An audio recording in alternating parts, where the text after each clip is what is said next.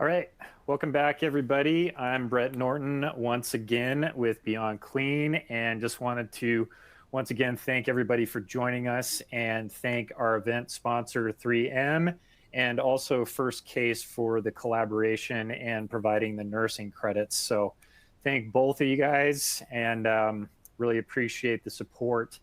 Next speaker or panelist, I should say, is our friend Bobby Parker, who is a colleague of mine here at Beyond Clean. He is the Vice President of Clinical Solutions here at Beyond Clean. And Bobby is passionate about sterile processing education, providing on-site consulting, and creating digital education for frontline technicians.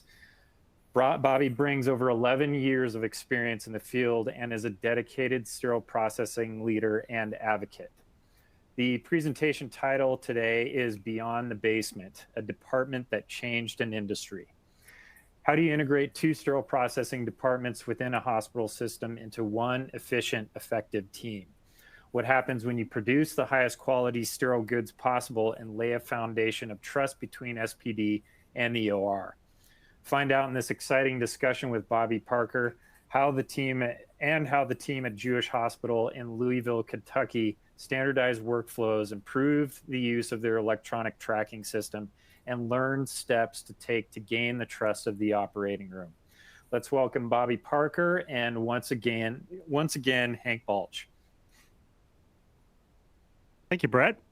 And yeah, Bobby, welcome to the Conference of Champions today. Yeah, I feel like I'm being invited into the winner's circle. This is quite a presentation title, and yeah, it's an honor to be here. It's kind of a humbling experience, and I'm sure we'll get to talk through it some more.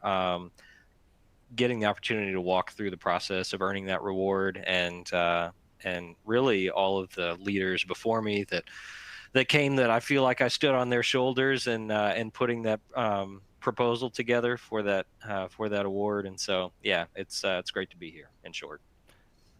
I think there's gonna be a lot of Kentucky Derby puns today. Obviously, Louisville is the home of the Kentucky Derby, and so winner's circle, etc. We're gonna continue that theme through the interview. So I know a lot of folks have probably seen your name and face because you've been with Beyond Clean now for a little over a year. But for those of the audience that this is maybe their first time, outside of the bio that Brett gave, give us a little insight into who you are and what makes you tick, and your story about how you ended up at a Jewish hospital in 2016. Sure thing. Yeah. So I moved to Louisville to attend a Bible college in town. I was from Southern Illinois, so I'm a Cubs fan. Go Cubs. Still haven't made it to Wrigley yet, but one of these days I'm going to make my pilgrimage up there and see the field. And so while I was at Bible college in Louisville, Kentucky, I got connected with a guy by the name of Ben Broderson, who was recently or shortly in the future going to be featured in the Beyond Clean podcast, and got me connected with Sterile Processing at a hospital there in Louisville. And like many others, I hadn't heard of sterile processing before that. You can say I got started in this industry by accident. In this region, there aren't a lot of resources pointing people towards sterile processing. There aren't really any professional sterile processing schools to speak of in the area. And so pretty well everybody who ends up in SPD does so either by, transfer within the hospital or finding it by accident. I had been a server at a Cracker Barrel at the time, which was the perfect job for me. Hank, you know my personality. I like telling dad jokes to old people, so like that was that was my perfect niche. But I had gotten married and was looking for an opportunity to earn some better health insurance, some tuition reimbursement for my schooling. And I thought health insurance, probably the easiest and quickest way to get into an affordable health insurance situation was go work for a hospital. I was naive in thinking that, but that was the motivation. And so ended up in sterile processing, grew to absolutely love it. It was my 3-year plan to get me through the end of my degree. And and yeah, just something to do. It sounded awful. It sounded like, the hot steamy dish room at the back of the Cracker Barrel that I had seen and worked adjacent to for a long time. And but I was willing to dig a ditch for my family. Let's go do this, and really grew to love it. And so here I am, 11, 12 years later, still working in the industry, and I don't have any intention of leaving it anytime soon. Throughout the course of my career trajectory, I had some very progressive leaders in front of me, one of which would be yourself, that were looking more primarily for potential in people and leadership qualities than they necessarily were for experience and longevity at the organization. So I got some early opportunities to lead. Quite a few leaders took a risk on me, and I'm really thankful for those opportunities. And so grew to be a supervisor for a period of time, and then a department manager for a period of time, and then just this past year have had the awesome opportunity to join Beyond Clean. So yeah, here we are. I guess, Bobby, that is an important part of this conversation, that I was your boss at Jewish Hospital. So this story is kind of our story. I'm excited, though, for you to tell it. And if you leave anything important out, I might just pipe in and add some nuance there. But it's really interesting background because I know in the kind of 2014, 2015 lead up into the award, I still remember the day that I sat you down in the office like during one of your annual reviews, and I think it might have even been before or shortly after I promoted you into that manager position. And I said, Bobby, like, one of your goals for this next year is going to be to sit down and write up this award submission to submit, for the HPN award. And then over the next 12 months, that's what we did. So can you give us a snapshot? I've been asking everybody this in the conference today, of what the department looked like that year or two before the award, just to set the background context for then everything else that led up into that award-winning season. Yeah, and before I answer that question, I want to talk just a little bit about that job expectation, because that gives you a small window into what it was like working for Hank Balch, right? So Hank had these really lofty, grand ideas about every 12 minutes, and so I feel like we were a great pair to work together, because I feel like I'm a bit maybe practical to a fault, and so I felt like you came up with the ideas, I figured out which ones were actually implementable, and we figured out how to make it happen together. And so yeah, I think that was a good step for us to just commit to do it, because we had a lot to brag about, a lot to be proud of, and you never know unless you try. So he said, get out there, shoot your shot, see if we can get this nomination done. So I appreciate that. So yeah, leading up to submitting for the award,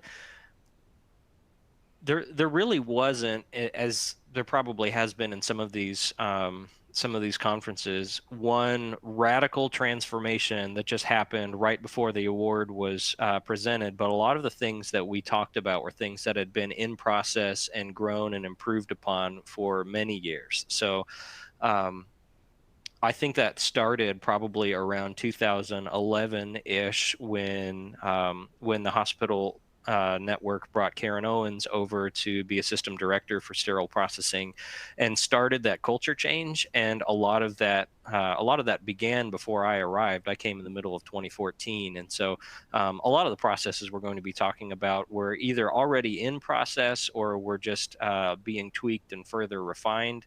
And some of the things that we were working on at the time were maybe new initiatives of the organization, trying to integrate the downtown campus, but had already been in place. And I think that's significant because we were doing that in a department that had one cart washer from the 80s that was broken every other week, was crammed into too small of a space that didn't have all of the footprint needed to be able to be really a full service SPD for the whole campus. We had a lot of sterile storage locations positioned throughout the organization, which wasn't our priority. It was just we didn't have space to put it. And a lot of these articles that I had read about these departments of the year often came shortly after a big construction project. And so they used lean methodology to figure out how to organize it to be way more efficient, to support their campus. And really, our story is more of one about culture and about making it work where you're at. And incidentally, that department did go through a massive construction transformation, but it happened a year or two after the award came. This is one that that we got the award before the construction project came along. So, I guess to answer your question in short, what did it look like when I came on board? The job satisfaction of the technicians there was very high. We had a lot of trust already built up in our operating room between the OR and SPD because of the improved performance that had been going on there for a number of years. And yeah, there was just a lot of excitement in the team members about the things that were moving over at Jewish Hospital. I ended up there because of our relationship and you reaching out to me, knowing that you needed a supervisor who had some experience to help keep a good thing moving forward. And yeah, I was really excited about entering that environment of excellence and trying to help improve it. So I don't know if that answers your question, but I hope that kind of paints a picture of where we were at, and it wasn't some overnight radical transformation, but was just many years of leaders putting in the hard work of developing an excellent culture in a department that really wasn't well suited to support its organization based on size. Excuse me for the sniffles. I'm a bit under the weather today. Yeah. Our session a couple sessions ago with Robert Silverstein from CHOP, it really brought up the importance of confidence in leadership. And as you mentioned, that was really important to me and to Karen as well, to cast a big vision for our teams. And I remember, prior to this award, as you said, like we had a lot of big dreams, a lot of things that we wanted to do and accomplish. And we made a commitment to the staff that we're going to get them on the front page of a magazine. Now, we didn't know how, and we hoped it was going to be for a good reason. Right? But either way, we're going to get you on the front page of a magazine, not because, vanity, like we just want to do that, but because of the themes that have come up in these other sessions. Our team was capable and competent and doing some amazing things, as you've mentioned, with very limited resources, no big construction budget, and just making it work as excellently as it possibly can right where they were. And in that context, as you said, we had a number of just terrific leaders who shared that vision and then continue to apply it every time we swapped out a new manager, new director, new supervisor, which brings me to my next question. A big part of the Jewish Hospital story is tied to mission, to vision, and to values, kind of those three components. Can you talk us through why this focus on mission, vision, and values was such an integral part to Jewish Hospital winning the award and succeeding? And maybe let's just start, like, how would you define those?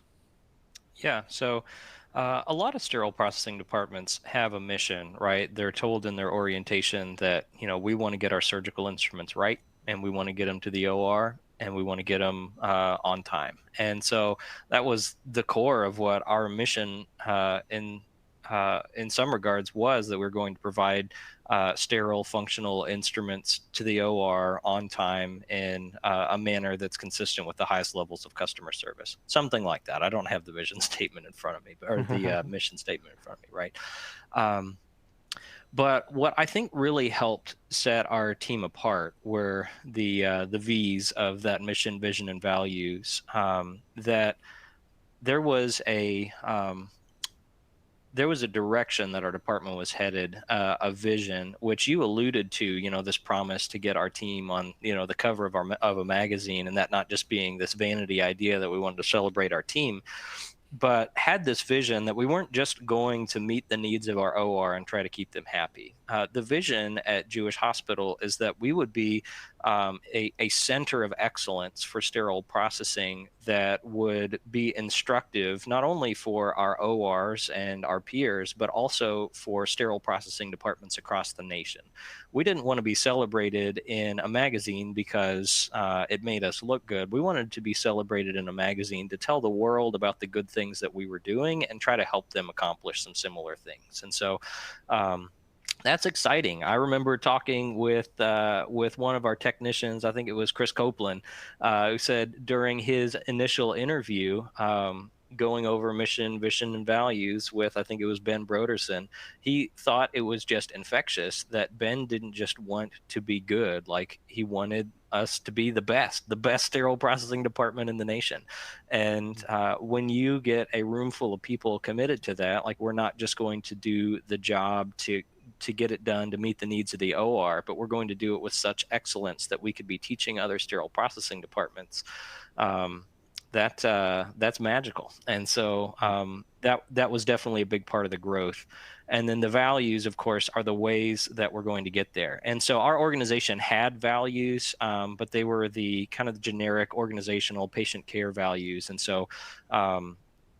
so through Karen's leadership and Ben's involvement, and I think you were probably involved in that as well, in the initial creation of those mission, vision, and values, the idea is, okay, so we have this mission to take care of our OR, this vision to become so excellent at that it's making an impact across the nation. The values are, how do we do that? And so if you're running a sterile processing department out there and you haven't defined like what is it that we're going to value specifically in our department, this is a great way, both in engaging your technicians and getting some good buy-in from your technicians. This is a great way to get everybody on the same page. And so we identified things like work ethic and integrity and customer service and professional growth and patient safety, and things like that we clearly defined what they look like, how we were going to achieve those in our department, and really built those values into everything that we did in the department. So those values were the structure of how we interviewed. Those values are what we brought back to the table when we sat down and had coaching conversations. Those values are what were underlined with a highlighter during excellent performance evaluations and giving people kudos. Those values were tied to staff shout outs and high fives to one another. Those values became more than just the poster on the wall. They were what we were going to be striving for every single day. And so the foundation of that mission, vision, and values, I think, really was the compass, the true north of our department. They got everybody moving in the same direction, and I think that really was the start of something bigger. So I had the opportunity to step into leadership in an environment where all of that was going on, and we just had to figure out, more creative ways to bring those mission, vision, values to life. So if you want to add any more color to that, Hank, about maybe how that got started or what that process was like moving into an environment where we had them specific to the department, I guess feel free. Yeah, I really appreciate that you brought up all of those applications of the values. That's such a critical piece to the story that, everybody's got a poster somewhere in their hospital that has their values on it. And during orientation, like, you've got to read the 4 or 5 values, and then you never hear about those values again, ever. And so right. These values are different, to your point, and there's a handful of them that are specifically built around what makes an excellent sterile processing technician and department, and it's woven in to everything that the department that the department does, as you said, from hiring to coaching to promoting, um, and to giving shout outs and like other creative ways, right? Like I remember encouraging our supervisors during daily huddles, pick a value and let's talk about it during the huddle, and let's give a specific shout out to, the customer service value this week. Like, where have y'all seen great customer service today?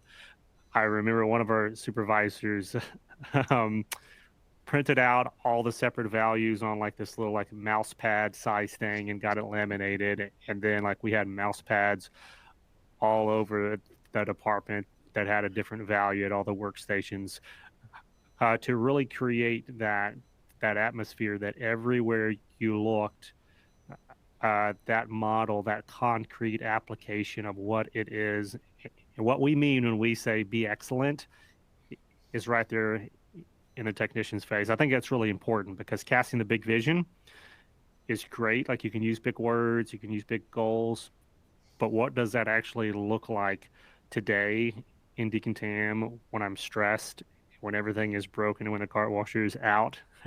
Like, what are the values that are required of me in that moment? And then as you look back, to teamwork, like that's highlighted in that area when someone volunteers to go back into the hellhole and help out in decontam for the afternoon. And we give a shout out to that. So yeah, just that concrete application, I think, Bobby, was a big part of that.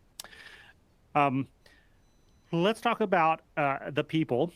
And I'm asking this in all the sessions as well. One of our themes at Beyond Clean, our guest kind of the tagline is the people, the processes, and the products that are pushing the industry forward. And that's true at the department level as well.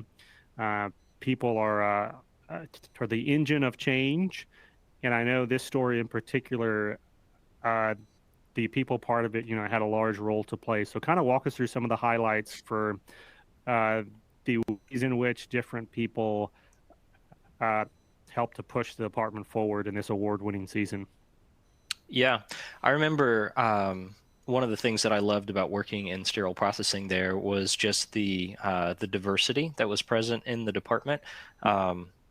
People from with family backgrounds and ethnicities from all over the world. It was pretty amazing. But I remember one of our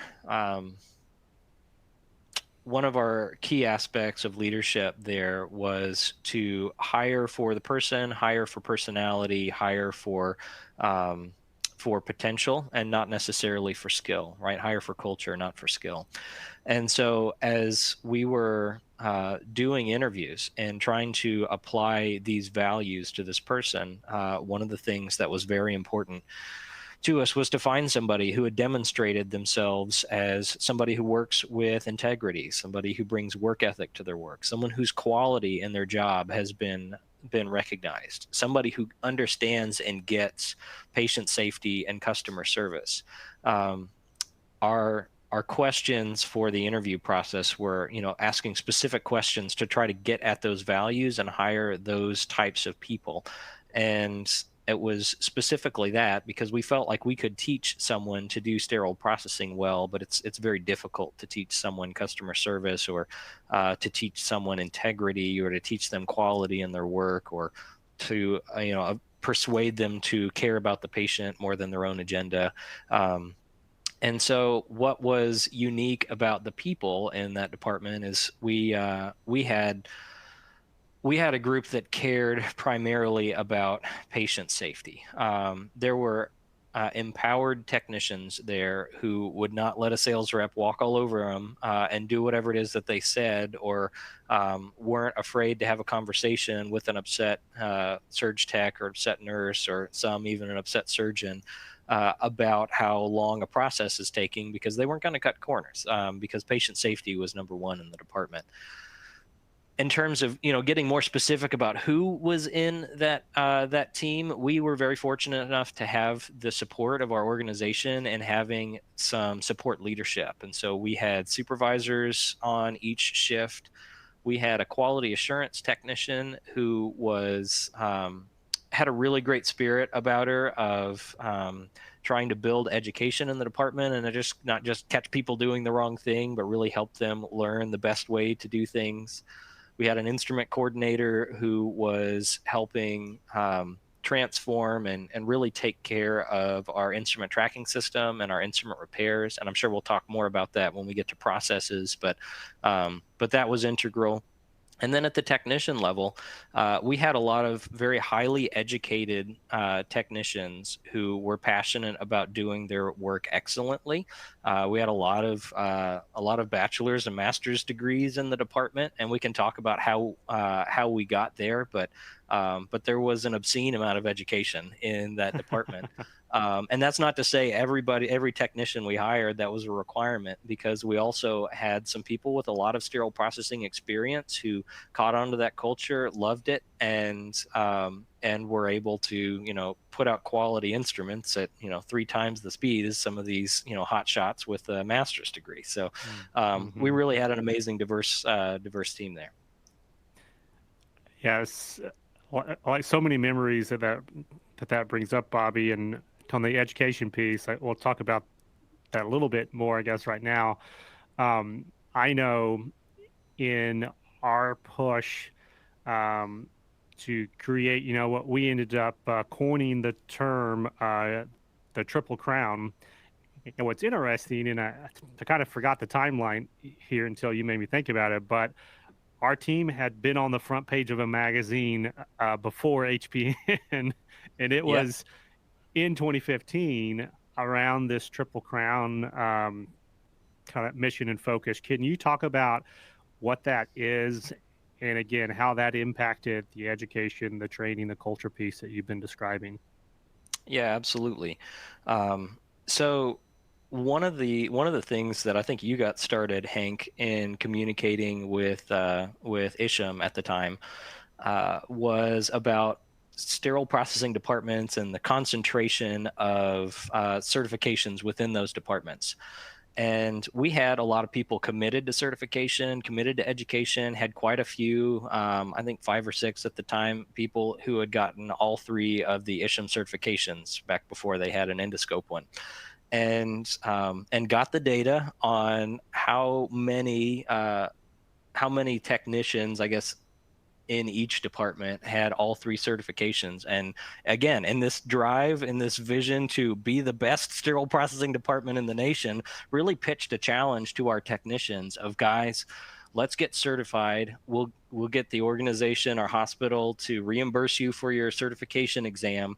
It's not going to cost you anything. We'll loan you the materials. Let's be the best SPD in the nation and get the most Triple Crown certifications that we possibly can. And I don't know if we ever got the highest number, but I'm pretty sure we got pretty close to the highest percentage, because we weren't a huge department. We didn't have 100 employees or anything like that.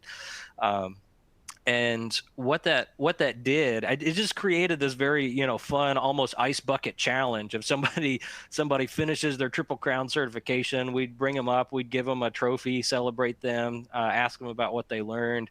And that really inspired other people to want to do it. I'm thinking of Miss Arlene and the influence she had on just nagging folks on her shift. Like, when are you going to get that third certification, Tyler? Just making sure that they were moving in that direction. But the part of that was the fun of trying to be the best sterile processing department in the nation. But the trickle down effect of that is we now had so many technicians in our department who were trained as instrument specialists, who had certifications in leadership, and whether or not they ever had any aspirations to lead a sterile processing department, and helped them think in those categories that a supervisor often has to think of in terms of finance and efficiency and production and disaster preparedness, things that technicians really don't get a lot of exposure to. And so I feel like it helped our department. I felt like it helped our department have higher functioning technicians, to have techs out there who had the capability of thinking like a supervisor. Yeah, and to kind of provide the context again, in just when all this happened in the timeline. So we get this idea, to push all 3 certifications, basically to max out certifications. And, keep in mind, like back in 2015, there was no concerted effort or branding out there in the industry. There was no such thing as the Triple Crown certification. So uh, that idea came out of just what Bobby was describing at Jewish Hospital. Because we got the Kentucky Derby, we're surrounded by all the Triple Crown kind of language there in Kentucky. Like we decided, hey, we're not only going to push for 3 certifications, we're going to name it, and we're going to create this momentum and energy, like what Bobby was saying, that rewarded the individual, but also created this tangible goal for the team to shoot for. And so there was things like we printed out the current standings, and I remember like we put it on the break room wall and said, hey, right now we're 4th in the nation for the number of triple certified technicians in the industry. Then we would do those updates. And so it's just another example of what you keep bringing up again and again, is connecting the vision with tangible applications in the department that the technicians can identify with and say, okay, this is my place in that vision. This is what I can do. And if I do it, if I play my part, all of us get to win as a department and as a team. I want to say one more thing on the education piece, because you did allude to, like, we had so many bachelor's degrees, which were never required in our job description or in promotions or anything else. We had a ton of master's degrees. We even had a PhD, as you referenced, working for us at one point. But what was the most encouraging is some of the first technicians to get their triple certifications, the Triple Crown, were not the bachelor's degrees, were not the master's degree, were not the PhD. They were the technicians that just finally caught the bug that said, hey, we can do something terrific as individuals and be part again of this big mission for the team. And in my whole career, like, honestly, looking back, that's one of the proudest moments of just seeing those technicians in particular to own that vision for excellence that you laid out there, Bob. So I want to go in to processes, right? So we've been talking a lot about the people part, and I know, like, we can go back into the training part and the culture part, but it's all kind of weaved in there. But I do want to spend a good amount of time talking about the concrete changes that were made there at Jewish Hospital to give folks a little bit of insight into what they may be challenged with today in their own facilities, and what maybe they can learn from the ways that you attacked that in 2016. So what were some of the big kind of highlights in that award-winning application that that made the biggest change for you? Right. So it should be clear by this point that our emphasis was on people. We were going to train the happiest employees. We were going to have the most competent employees to do their job. But there also was a priority in the department of building processes that made work as simple and as delightful as possible, right? We didn't want to be dependent and throw all our eggs in. If we just get excellent technicians and give them a difficult work environment, they're going to figure it out. And although many of those technicians would have, we felt like a better solution would be, let's make the right thing to do the easy thing to do. And we tried to apply that in as many places as possible. So I guess before I give you a concrete example, one illustration that I always liked to share was, if you live in a 2-story townhouse and you've got some kids in the upstairs bedroom and they're leaving toys on the stairs all the time, you'd be an irresponsible parent to say, when you come down the stairs in the morning, watch out for the toys, like step around the toys, right? The responsible thing to do would be get the toys off the stairs. Let's eliminate as many opportunities for failure as we possibly can. And so a lot of the processes that we had in place were just efforts to get the toys off the stairs for our technicians, to make it as easy as possible for them to succeed and have that high reliability that we're looking for the OR.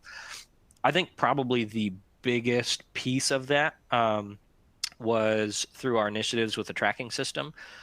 We hated the idea of institutional knowledge, that somebody is good at something and they're the only ones who can do it because they've been around for 10 years. We lived in an environment there at Jewish Hospital where we were not the market leaders in terms of compensation, and so we had to live with a certain amount of expected turnover. And our commitment was, we're going to try to make people as happy as we can be so that they stay, but also for the ones that we know that are going to go and have to be replaced, we're going to make it as easy as possible to get up to speed in that department and to do an excellent job, even from your very early days as a technician. So around 2016, when we won that award, I think we probably had a higher than average number of technicians in their first 18 months of employment. Right? If you surveyed all the SPD of the year departments, we would probably be the top of the list in terms of percentage of the department that had less than 18 months experience. And the reason why we were able to function at that high level are some of these processes. So anyway, back to the tracking system. Shout out to John Rowe. We had an instrument coordinator there who was just fiendishly committed to getting the details right in terms of making instrument descriptions as thorough as possible, filling out as much information as you can in terms of catalog numbers for instruments, but even going so far as to take in high definition pictures of the instruments that belong in those trays. John had his little photo booth set up there in the back, so that whenever you came to that instrument, you didn't just get a catalog picture and maybe it's the right instrument, or maybe it says it's a scissor and it pulls up a mallet. I don't know if you've ever experienced that. We had high definition pictures of every instrument, where what belonged in that tray, to make it as easy as possible to learn.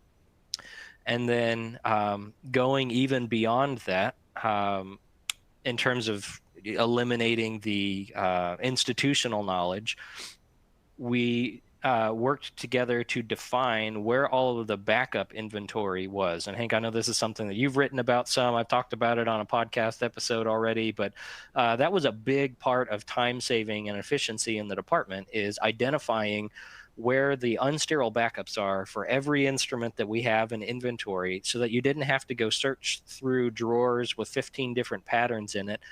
It would tell you in the tracking system, hey, you need one of these Mayo scissors. It's an unsterile bin 207, B207, and you could go right to it and grab it. And so one of the things in our application for the Department of the Year was around the time studies we found from the massive amount of time that saves our technicians of not having to search for that thing that they're looking for. So that's one example. Yeah, if anyone's interested to learn more about that topic around the backup instruments and inventory, we've got a great presentation called Backup Terry, the explosive power of a high-performing backup inventory, something like that. And it really dives into everything that Bobby's talking about in tying that data out of the count sheet into your physical inventory location to save time, to save headaches, and the impact to morale and everything else, because all of that's included. So that's a great call out there, Bobby. I want to jump into that specialist conversation that you kind of alluded to, because you mentioned the instrument coordinator, the quality assurance, an important role that you probably just got off track on was the OR liaison, and that's one that came up in the last session too. And actually, I think has come up maybe once or twice already in the sessions today. Like, what was that sterile processing OR liaison role, and what role did that play on this process piece in breaking down the institutional knowledge, or democratizing that knowledge? Maybe that's a better way to say that. Yeah, you're right. That figure was perhaps one of the most influential pieces to us succeeding and getting this award. In fact, if you go back and read the HPN article from our department, there's an extra link that you can click through just to read more about our liaison and what he did, because it was such an important part of it. It's just not in the main article so that it doesn't dominate the whole thing, because it was so central, right? So our OR SPD liaison, that was That was a technician who came out of Sterile Processing's budget. They reported up through the SPD manager, but they spent the majority of their time in the OR. And the value of that they primarily did case cart checking and making sure the case carts met the OR's needs. They were the first line of defense, the red phone in the OR, if you will. If they had a problem, call the liaison, and they were there in a snap. The value of having this technician who reports to SPD but spends the majority of time in their OR is they get really, really, really, really, really, really good at figuring out what the surgical schedule means, what the OR actually wants and actually needs. But they have a foot in both camps, and they are at heart a sterile processing technician. And so they are more equipped to be able to communicate those needs back to sterile processing. And so one example of how our OR liaison helped, tear down institutional knowledge or democratize it, if you will, was preference cards. So preference cards were what we used to pick the cases in the OR, or for the OR the day before. In sterile processing, we had a sterile storage system in SPD, and picked their case carts the day before. And you could measure, and we never went all the way with measuring this, but you could measure a pretty tremendous impact to an inaccurate preference card in the department. The time spent pulling that instrument, the risk of holes of it traveling back and forth, the day of time spent the OR calling for the instrument they actually do need, the scramble of trying to find it and maybe it's not available because we didn't know yesterday that you were going to need it. The headaches just pile on, and we could talk for 15 minutes about the headaches of bad preference cards. But because our OR liaison was very involved with the case cart process, they would round through after the cases got going to be the ones to figure out what they needed. If they saw the pattern of a particular case always needing the thing and knowing it's not on the preference card, they were kind of our gateway to facilitate that happening. Now, in most facilities I've seen, the responsibility for fixing those preference cards lies on your OR coordinators, your OR leads, your charge nurses. And my experience has been those people are often far too busy to take the initiative to take care of those preference cards. And so what we were able to do is to notate all of those preference card requests and send them in an approval email to those charge nurses and say, hey, these are all the changes we recommend making. Can you please make those? And that was pretty effective.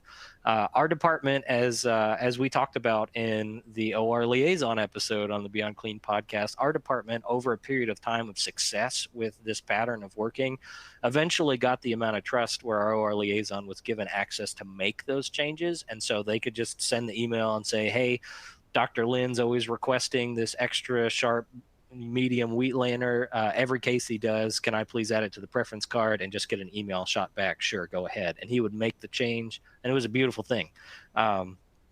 And there were more cultural implications than just preference cards with our OR liaison, in terms of just that customer service front of the OR feeling like they have somebody reliable who knows what they're talking about, that they can get a hold of right when they need them. In sterile processing, when they're frustrated about things going on in the OR that never seem to change, they have a champion who can take that feedback to an OR huddle and talk about it. Like it just, it grouted over a lot of tile cracks. It smoothed out a lot of things between the teams, and process wise, it helped fix a lot of the issues that that between the departments nobody really had the time to take care of, and was a powerful thing. And then the kind of last piece to that puzzle is that OR liaison had all of that institutional knowledge now, right, that we're saying that we're trying to build against. But what we required is that person then come down and provide education to the sterile processing team of everything that they're learning in the operating room. So all those preference cards updates that you mentioned, all that's being communicated to the sterile processing team. All the nuances of the surgeon, as you get to know, because you're spending every day talking and interfacing with these surgeons. What are their preferences? What are the things that annoy them the most?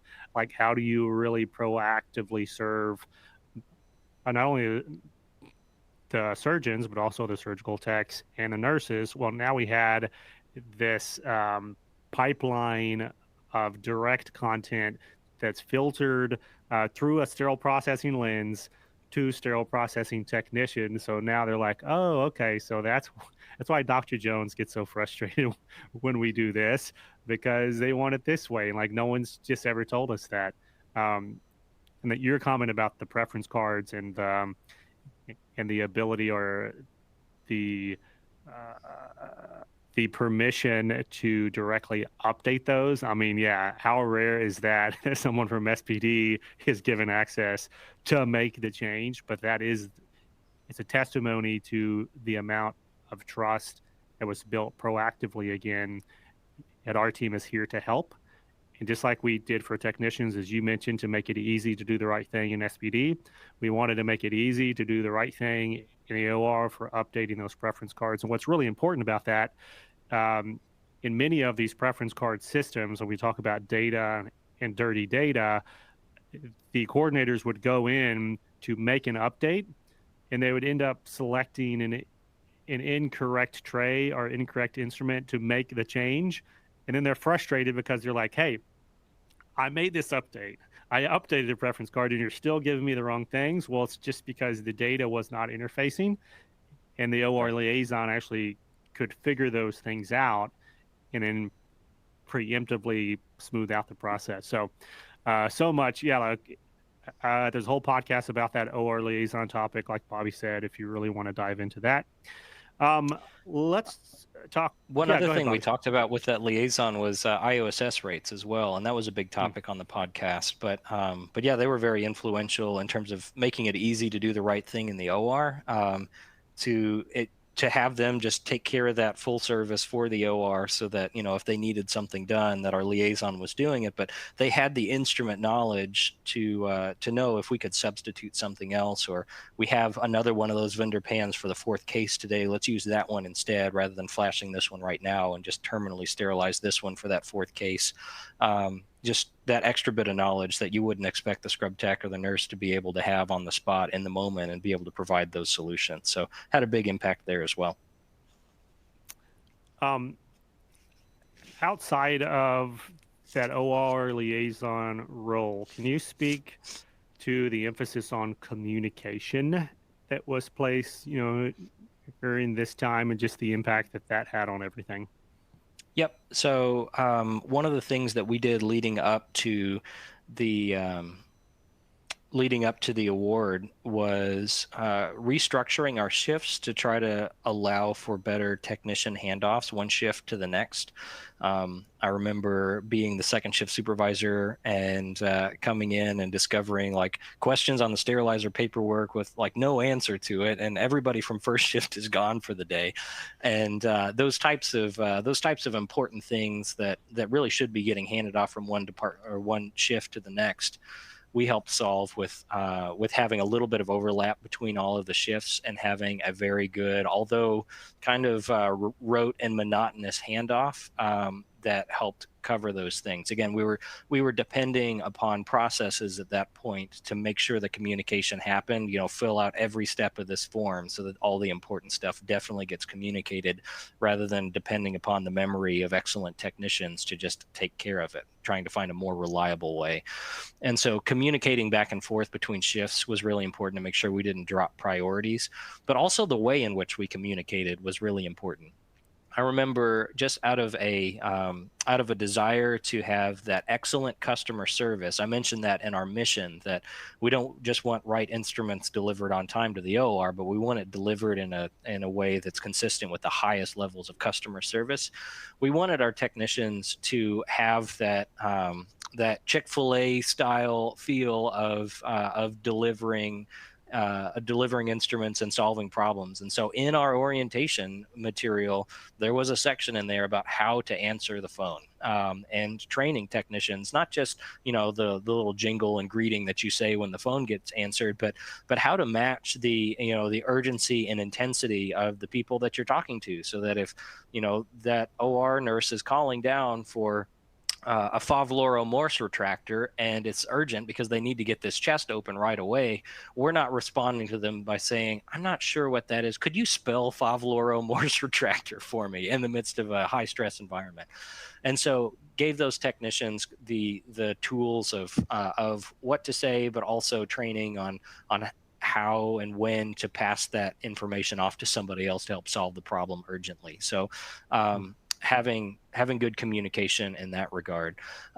Communication between technicians and leadership was really important. I remember one of the things that that we implemented, which was an idea from one of our supervisors who was going through some Lean Six Sigma training, was some process improvement idea forms. We wanted to hear from our technicians about ideas that they had on the front lines working with processes and how they could be improved, and giving them processes where they could submit those ideas formally in writing with a promise of a response from leadership. Error feedback forms when somebody made a mistake, rather than just telling them they messed up, telling them what they need to do better and moving on. We invited those technicians into that discovery process of how did this happen? What process broke down? What ways did the department and the workflow fail you that we can fix? And really invited them into the process of solving it. In the spirit of that and just the growth of our technicians, if somebody made a mistake on something that that was easy to overlook, not only would we invite them into figuring out how to fix that process, but we often would put them in charge of fixing that process and then giving the in-service to the team about the new process that's going to make sure that we don't have that mistake again. Man, I remember things like the Liga clip appliers and the little staples that come in those that are so easy to overlook, that are a single-use item that shouldn't be washed and sent back to the OR, or pins inside of ACDF distractor that look like the instrument and should have been removed in the OR, and we never see them. And so it's really easy to overlook on those types of mistakes. I remember technicians putting some really creative ideas down to help eliminate that from happening in the future, and just having technicians who weren't just embarrassed that they made a mistake and want to get it over as quickly as possible, but really took ownership and trying to make sure that they nor any of their peers ever made that mistake again, was one thing that I was proudest of in that department, that we had a culture where we had each other's backs and we were going to try to fix things as we went along and just keep getting better. Continuous improvement. Bobby, at the beginning, I told the story of the assignment that I gave you to create this submission as a part of your job description as a department manager, to write it all down and send it all in to HPN. But something else that you inherited on this communication topic was the department newsletter. And that's probably one of those things too, where you're like, oh man, seriously, like I got to do this thing every month now. Yeah. But can you talk about the impact that had on communication and everything else that you've been describing, internal to the department, but then also outside of the department as well? Yeah, that was one of the best things that I think we could have done in that department. Now, a lot of things had to get fixed first. You had to have something to celebrate and something to be talking about. But there was a lot of things going on in that department, and change was flying out of that department like crazy. So we had a lot of things to talk about. So shout out to Rick Schultz, who gave our department this idea of putting together a department newsletter.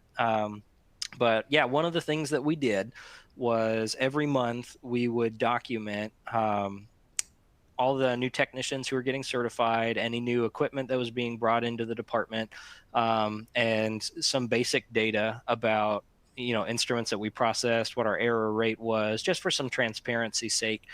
But where the real value came in is that newsletter was very celebratory in nature. We were talking about all the great and exciting things that were moving in sterile processing, all the people who were getting certified, the new inspection lamps we just got installed, and also just some educational articles in there about what sterile processing does. How do we hire sterile processing technicians? What is certification? The historical background around this particular really interesting surgical clamp, just to create this exciting and fun and bright newsletter about the good things that were going on in sterile processing. And we didn't just pass it out to our sterile processing technicians. It went to the OR break room. It went to administration. We got the permission from administration to get the emails of all of our surgeons, and we email blasted it to every leader in the organization and every surgeon in the organization, to really spread the word about what sterile processing is, what are some of the exciting things going on in the department, and just celebrating some of those continuous improvements.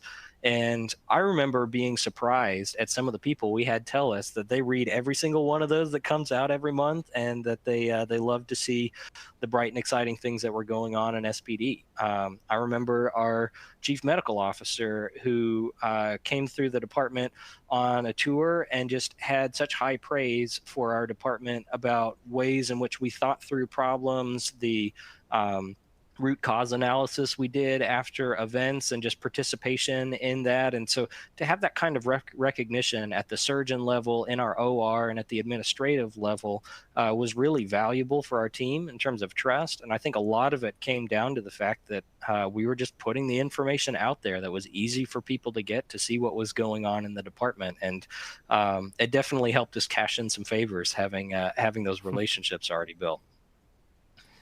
And don't let Bobby fool you. That was a lot of work, right? So like the impact was tremendous, very, very positive, but it's a lot of work. Like you think just like a 2-3 page newsletter, but every month to gather all the data, to do all the design, to get all the articles. We had supervisors, instrument coordinators each had like their own column every month that would write what's going on in their world, what are the updates, like Bobby said. But I cannot recommend enough the impact of that and the investment of your time and your effort.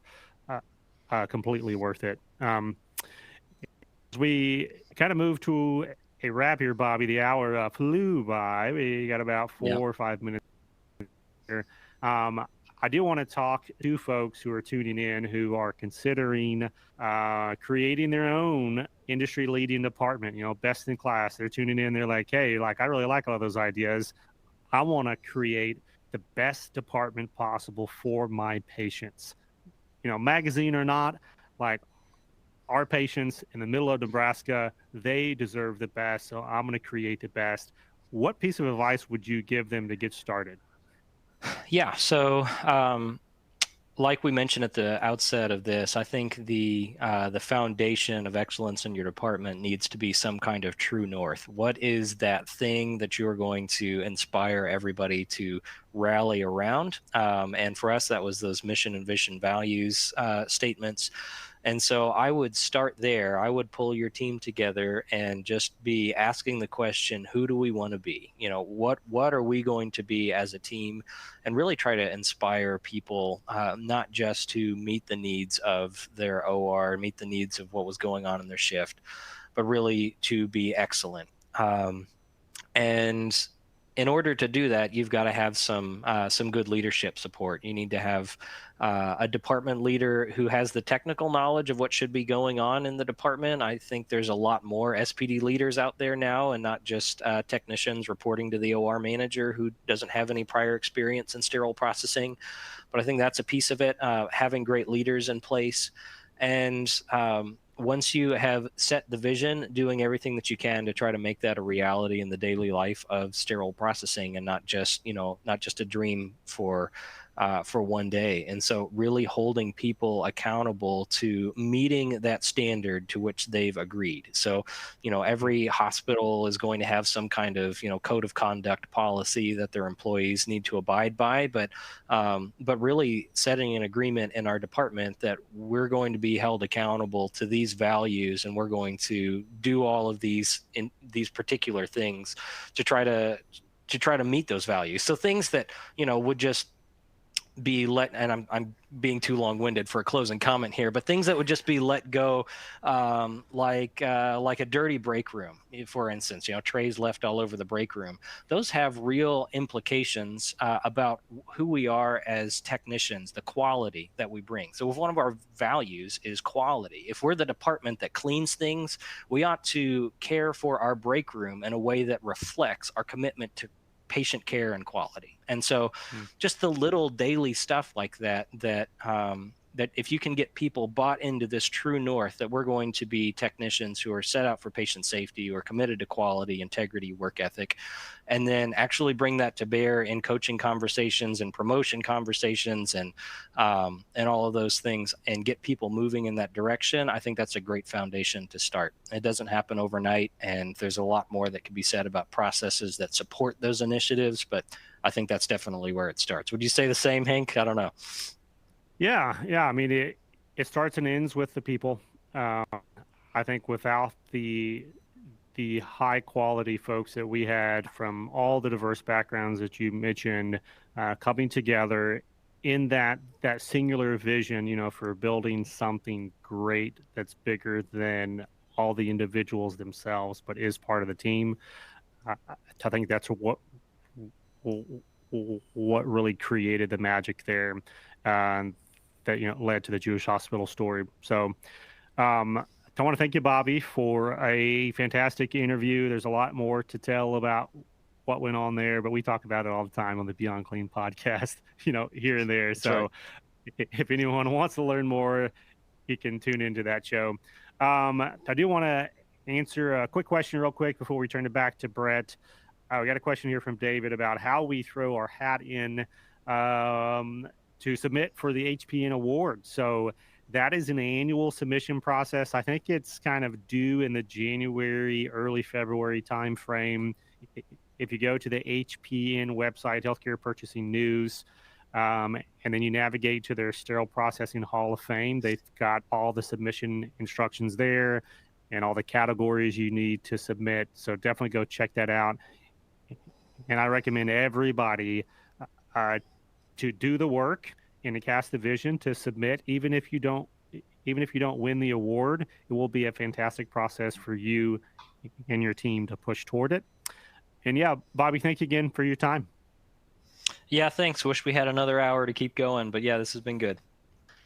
All right, we'll turn it back over to Brett.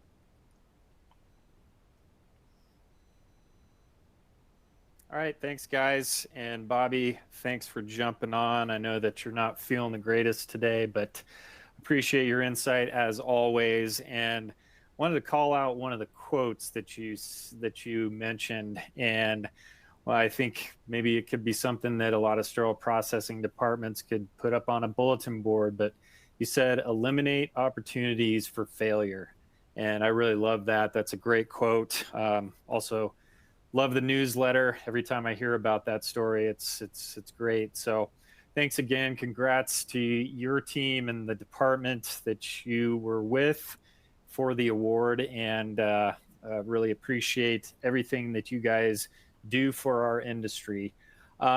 We've got one more coming at you guys, and so if you could stick with us one more hour, it's going to be a really engaging discussion.